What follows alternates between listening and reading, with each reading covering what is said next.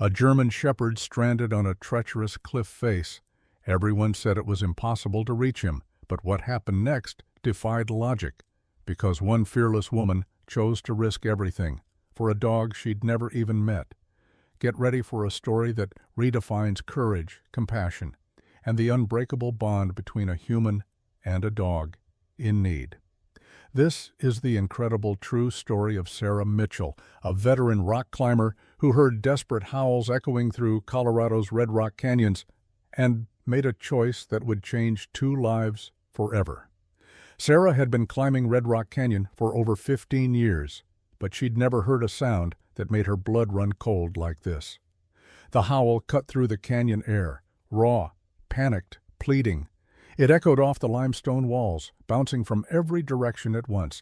She froze mid-climb, chalk-covered hands gripping the stone, listening. There it was again. Not a coyote, not a wolf. A dog in distress. "Did you hear that?" she called down to her partner Jake, who was belaying her from 60 feet below. "Probably just the wind," he replied. But Sarah knew better. She'd grown up with dogs, trained them, loved them. This wasn't wind. This was pain, fear, desperation, wrapped into one haunting cry. As she rappelled down to Jake's position, the howling grew more frantic. Sarah grabbed her binoculars and scanned the opposite cliff. The morning sun threw jagged shadows across the rock, making it hard to see. But then, there. A flash of black and tan fur. A German shepherd, standing on an impossibly narrow ledge at least 200 feet up, pressed flat against the cliff face. The ledge beneath its paws couldn't have been more than 18 inches wide. Below? Nothing. Just a sheer drop to the boulder field. "Oh my God," Sarah whispered. "Call search and rescue," Jake said, already reaching for his phone. But as they watched, the dog shifted. Loose rocks tumbled down the face. One wrong move, and it would fall. Sarah's climber's mind kicked into overdrive. Search and rescue could take hours to mobilize, and even longer for an animal call. By then, the dog might be dead. She scanned the cliff. The route was brutal, a traverse across loose scree, followed by at least a 5.10 rated vertical climb. Barely doable, even for a seasoned climber, but her mind was made up. "Sarah, no," Jake said, seeing it in her face. "Someone put that dog there," she snapped. "Maybe it wandered off. Maybe it was abandoned. Either way, it's not getting down on its own." Another howl echoed, this one weaker. That was it. She was going. She'd spent years perfecting her climbing skills, but nothing, no summit, no competition, had ever tested her courage like this. "I'm going," she said firmly. "Call search and rescue, but I'm not waiting." As she sorted her gear, the sun climbed higher, and with it, the temperature. Time was running out. Somewhere on that cliff, a German shepherd waited for a miracle it didn't even know was coming. With practiced hands, Sarah assembled her rescue kit, extra webbing, carabiners, and a makeshift dog harness she'd fashioned from climbing slings. Jake watched helplessly. "At least wait for backup," he pleaded. "This is insane, even for you." But Sarah was already calculating her route. A direct ascent? Impossible. The rock below the dog was sheer. She'd need to climb the adjacent buttress, then make a pendulum swing across open air to reach the ledge. The approach alone took 40 minutes. Sarah crossed the unstable talus field carefully, rocks tumbling beneath her feet. The dog had stopped howling. That worried her more. Had it given up? At the cliff's base, she looked up. The rock glistened under the harsh sun. She chalked her hands, took a breath, and began to climb. The first 50 feet were manageable, but higher up the rock quality deteriorated. Crumbling holds, loose flakes. Every move required surgical precision. "How's it looking?" Jake's voice crackled through the radio. "Sketchy," she answered, "but doable." 2 hours into the climb, Sarah reached the crux, a blank section requiring a delicate traverse. Her forearms ached. Sweat stung her eyes. She could see the dog now, about 50 feet away. The German shepherd had seen her too, ears perked, watching her intently. "Hey there, boy," she called softly. "Hang in there." The traverse demanded everything. Tiny finger crimps, slivers of rock for her toes. One section forced a dynamic leap. Time slowed. She jumped. Fingers found their hold. Legs scrambled. She stuck it. Now came the hardest part. To reach the ledge, she'd have to pendulum swing 20 feet across a sheer vertical wall. She built an anchor, clipped in, stared at the void ahead. "Search and rescue's still an hour out," Jake radioed. "You sure about this?" Sarah looked at the dog, panting, trembling, the ledge beneath him eroding. "No choice." Her first swing failed. She didn't commit. The second got her halfway. The third? She ran, feet pounding the rock, rope taut behind her. At the swing's apex, she lunged. Her fingers found purchase. She hauled herself up, muscles screaming. Now only 15 feet separated them. She started the final push, but a sound froze her. Rocks shifting. Above, the cliff was unstable. Pebbles rained down. The dog whined, shifting nervously. She had to move, fast. "Easy, boy," she whispered. "I'm coming." The last stretch looked simple, but wasn't. Fractured rock. Each handhold threatened to break. 10 feet, 8, 5, and then she was there. Up close, the German Shepherd was breathtaking. Around 80 pounds, classic black and tan coloring, intelligent brown eyes locked onto hers. A worn leather collar clung loosely to his neck. Sarah edged onto the ledge, barely wide enough for them both. The dog trembled against her leg. "Hey there, handsome," she said gently. "I'm Sarah. Let's get you out of here." The dog sniffed her hand, then licked her palm. He was dehydrated, eyes sunken, gums pale. How long had he been here? Working quickly, she rigged the makeshift harness. The dog stayed calm, as if he understood. She clipped him into her anchor. "Jake, I've got him," she radioed.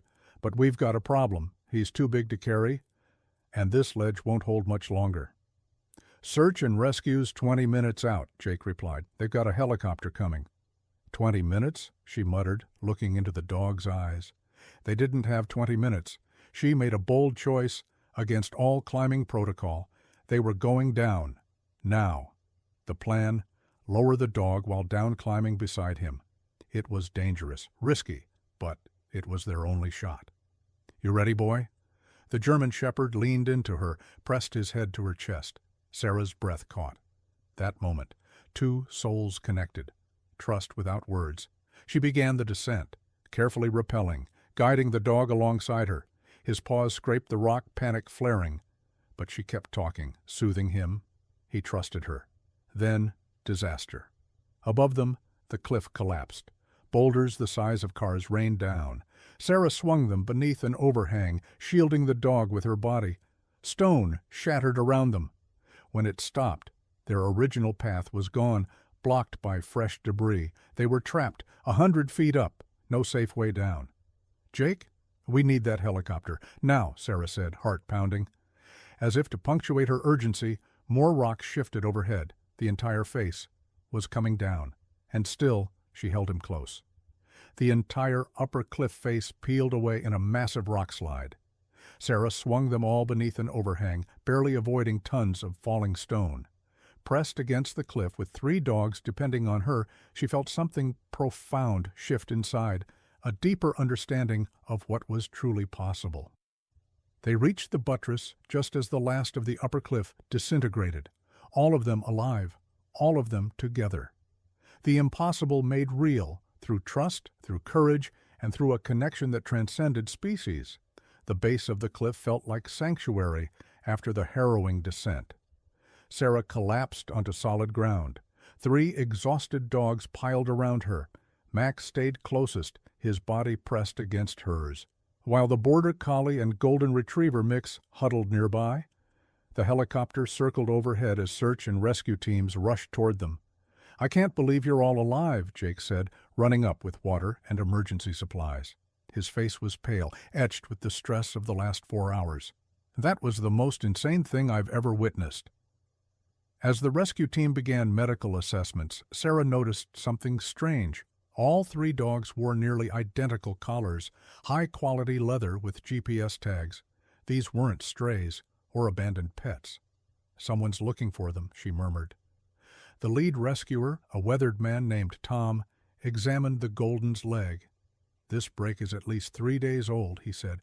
"These dogs have been up there for a while. Their owner must be frantic." Sarah checked the tags. The contact information was worn, illegible. Only Max's tag showed a partial phone number. As the team worked, Max suddenly stood, ears alert.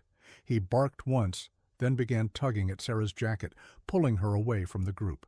"What is it, boy?" she asked, too exhausted to resist, as he urged her toward a cluster of boulders about 50 yards away. Behind the rocks, she found the answer to everything. A crashed mountain bike, its frame twisted, a helmet, cracked, a backpack filled with water bottles and dog supplies, but no human. "Oh my God," she breathed, realization hitting her like a wave. "Your owner! They're still out here!" Max barked, then took off running, looking back to make sure she followed. Despite her exhaustion, Sarah ran after him, calling to the rescue team. The German shepherd led them through a maze of boulders, his nose to the ground, following a trail only he could sense. They found the man in a shallow ravine, unconscious but alive. His leg was badly broken, dehydration obvious. But his pulse was steady. He'd been there for days. Sarah realized then the dogs hadn't abandoned him. They had stayed until the cliff collapse trapped them, forcing them to seek higher ground. As the medical team worked, Sarah pieced together the story. David Martinez, age 34, a wilderness guide. He'd been mountain biking with his dogs when something went wrong, an accident, a fall, an injury. His dogs had remained by his side until survival demanded they leave. Max stayed by David's side as they loaded him onto a stretcher. The loyalty in the dog's eyes brought tears to Sarah's. These dogs hadn't been lost. They'd been on a mission to survive, to protect, to save their human when he couldn't save himself. "He's stable," a paramedic said, "severely dehydrated. The leg will need surgery, but he'll make it." Another medic shook his head in disbelief as they prepared for transport. David's eyes fluttered open. He looked at his dogs, relief filling his features.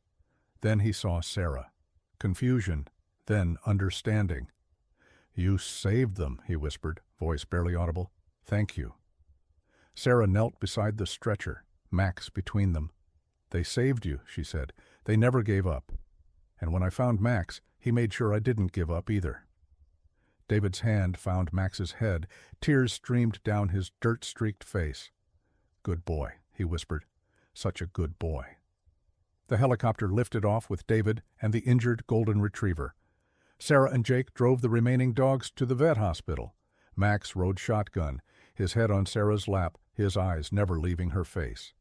At the clinic, chaos erupted as David's family arrived. His wife, Maria, sobbed with relief as she hugged each dog.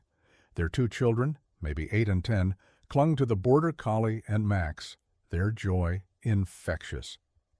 "We thought we'd lost them all," Maria said, gripping Sarah's hands. "David's an experienced guide.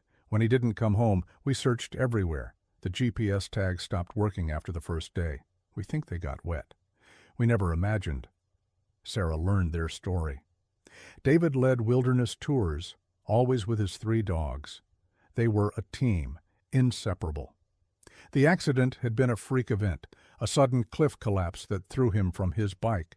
The dogs had stayed with him for 2 days before the deteriorating terrain forced them to climb higher. "Max is our oldest," Maria said, watching the German shepherd lean against Sarah. "David trained him for search and rescue. He was supposed to retire this year."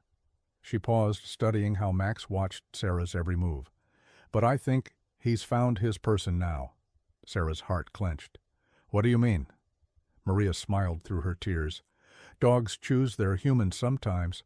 After what you did today, how could he not choose you?" 2 weeks later. Sarah stood in the hospital corridor watching through the glass as David took his first steps on crutches. Max sat beside him, tail wagging encouragement. The golden retriever, its leg in a cast, watched from a nearby bed. The border collie danced in the background, ever energetic. "He's doing well," Maria said, joining Sarah. "The doctors say he'll make a full recovery, thanks to you." Sarah shook her head. "Thanks to them. They never gave up on him." Over the past fortnight, Sarah had visited daily. At first, she told herself it was to check on the dogs. But the truth was more complicated. The bond she'd formed with Max on that cliff hadn't faded. If anything, it had deepened. Max now split his time between David's bedside and Sarah's visits, but he seemed increasingly torn. "You know," Maria said gently, "we've been talking, David and I, about Max." Sarah's heart skipped. "Oh? He's 13. That's old for a German shepherd.